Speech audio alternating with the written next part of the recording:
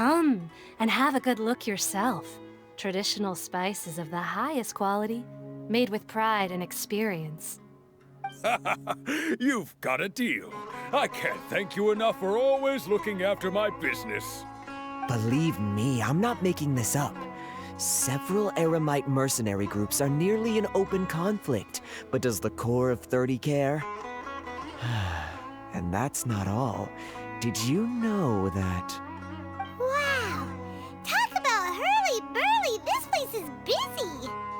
Well, guess that's only to be expected for the largest port in Sumeru. Maybe it's because of what Dia told us earlier, but Paimon can't seem to shake the feeling that there's also danger lurking in these crowds. Ooh.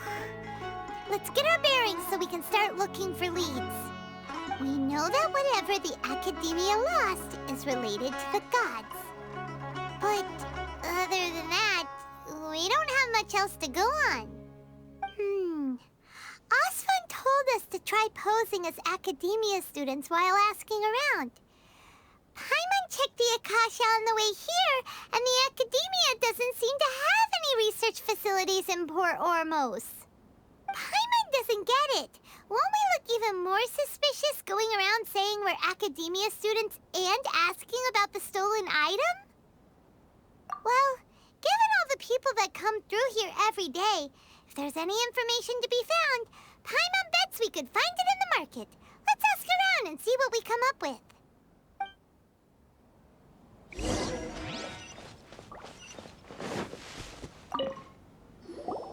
Welcome. Welcome.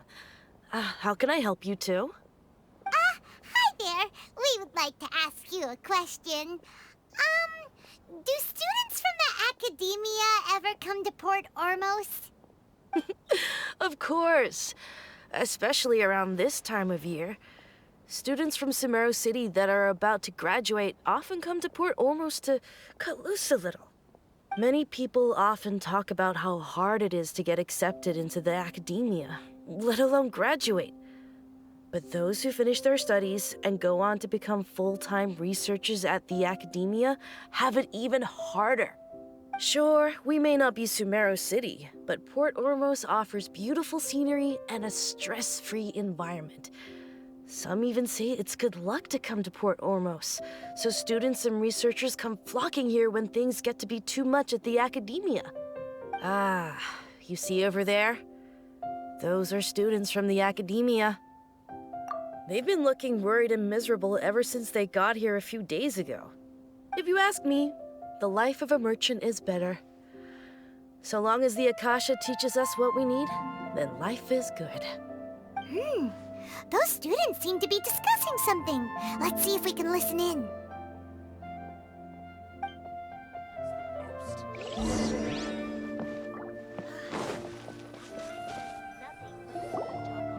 It's no good. I've tried asking around, but I haven't been able to learn anything useful. Not to mention that a bunch of scary-looking Eremite mercenaries have been posted along the streets now. There's been a lot of fighting between the different Eremite factions in Port Ormos.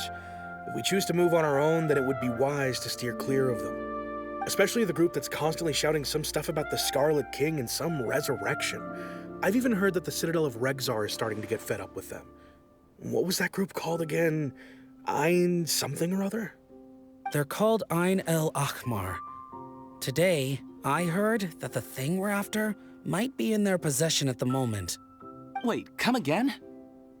Don't you see? Many of the Eremites in Port Ormos deal with trading this kind of thing.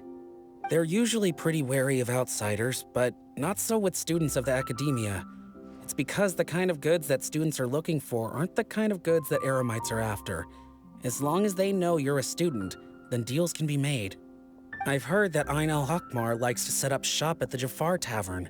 Supposedly, if you're willing to part with 500,000 Mora, they'll give you info on anything. Wait, did you say 500,000? If information alone costs that much, then how could we ever afford to buy what we're looking for? I guess we might as well give up on trying to graduate this way. I wouldn't worry too much. Our field of research is very niche. Who else could possibly be after that kind of shady knowledge? I bet it's practically worthless to anyone aside from us. Oh, I guess that makes sense. Then the only thing left for us now is to find a way in. Why don't we all just pool our money together and pay for the information? Whoa! Did you hear that? A niche field of research and shady knowledge? It all sounds pretty suspicious to Paimon. Is knowledge something people just buy and sell like that? So, what's our plan? Wait, didn't you hear what they just said? Buying information is going to cost us 500,000 mora! Have you lost your mind? Oh, all right.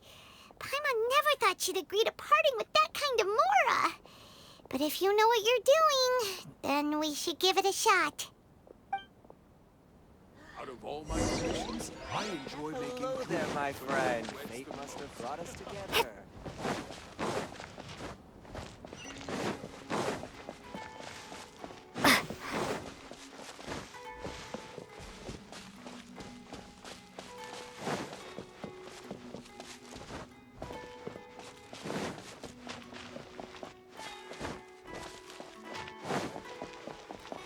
This is the place we heard those students talking about. Let's find a seat somewhere and see if we can spot the... Oh, you've arrived. Please, take a seat. So, they think that they can go toe-to-toe with the boss? Ha! Once we reclaim the power of the Scarlet King, they'll be the first that the boss punishes. They're nothing to be afraid of. Our main rival now is the Caracal Battalion. They've also amassed a significant amount of mora this time, so we mustn't underestimate them. How can the Caracal Battalion compete with the boss when they're nothing but a bunch of money-grubbing opportunists out for a quick mora? Yeah, with Boss's fervent devotion, he'll be able to use this power to bring our god back this time.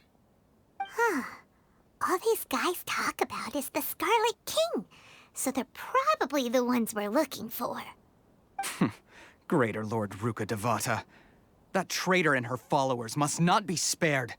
The day will come when the Scarlet King exacts vengeance on Sumeru, and all of them shall be punished. Yeah, Paimon was wondering what they meant too. We should ask about that if we get the chance later.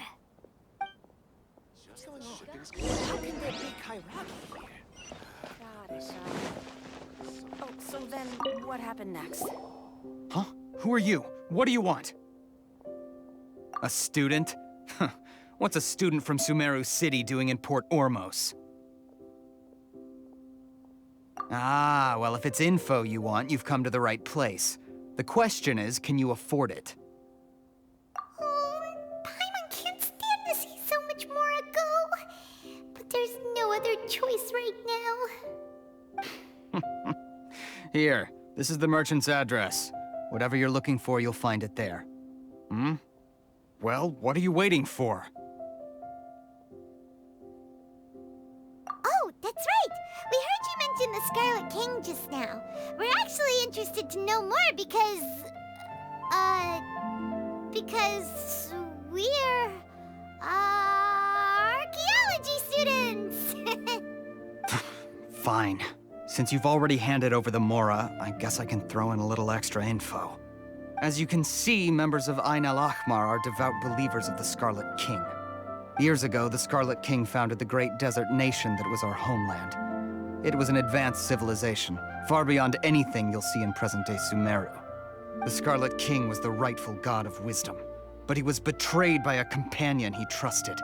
She even stripped him of his title, God of Wisdom. So, you mean the traitor was... Greater Lord Ruka Devata, yes. That shameless wretch destroyed the Scarlet King's civilization, and our ancestors were forced to flee to this land where we were made to suffer the tyranny of our enemies. Furthermore, she conspired with the academia to cover up the truth of her actions, and create the merciful and benevolent facade for which she is now known. Ugh, just thinking about it sickens me. But the story doesn't end there, oh no. The Scarlet King isn't truly dead. The voice of the Oracle has been heard in the desert, prophesying his resurrection. Mark my words, our god shall return. And when that day comes, all followers of the traitor and all the desert dwellers who have forgotten their true god will suffer retribution together. If what I'm saying makes you shiver with fear, it might not be too late for you to become a believer of the Scarlet King. I don't have anything to say to you academia people about that. I think this conversation has reached its end. Not just yet. This man is a fraud. Huh? You again? Deranged academia lunatic. Yes, it's me again. I already warned you that if you weren't willing to sit and discuss things with me, I'd take measures to make things uncomfortable for you. Listen to me. That address he gave you is fake. Or at least, you won't find a merchant waiting for you there. This group has been boasting all around that they can provide information on a certain item as a means of luring people into their territory. Once you show up, they keep up the act until they have hard evidence that you want to purchase said item. Then they use that to squeeze you for all the more you're worth. Hey! Shut it all, Hatham! What are you playing at, trying to ruin our business like this, hmm? I told you the other day. I wish to discuss my terms with your boss. Ha! The boss made it perfectly clear that he won't negotiate with you. Yes, and in no uncertain terms. But that was then. It does not preclude him from changing his mind in the future. I'm warning you. Don't push us, or this could get ugly. We don't usually get rough with people from the academia because it just complicates things. For a lunatic like you, though, we might just have to make an exception. If you're suggesting that we escalate this from a verbal exchange to a physical one, I accept. After all, even the Archons used war to negotiate the ownership of Tevat. If, on the other hand, we can't agree on any means of negotiation at all, then I'm afraid my next course of action will sting a little more than the mere falling through of a few business deals. I will jeopardize the Eremites' reputation, which I know you value above all else. I am quite confident that if I began to take such action, your boss would willingly approach me himself. However, I fear that by then, some things will have happened that cannot be undone. Also, a word of advice. I suggest you tell your boss exactly what happened here today. Otherwise, he might blame you for not telling him in the future. What did you say? Consider this. Have I ever failed to follow through on my word in the past? This guy is really out of his mind. Okay then. If you really have a death wish, let's meet a week from today. The pier in front of the Pharos Lighthouse, 4 o'clock in the afternoon, sharp. Don't expect us to hold back. Not so fast. First, you return the 500,000 mora to them.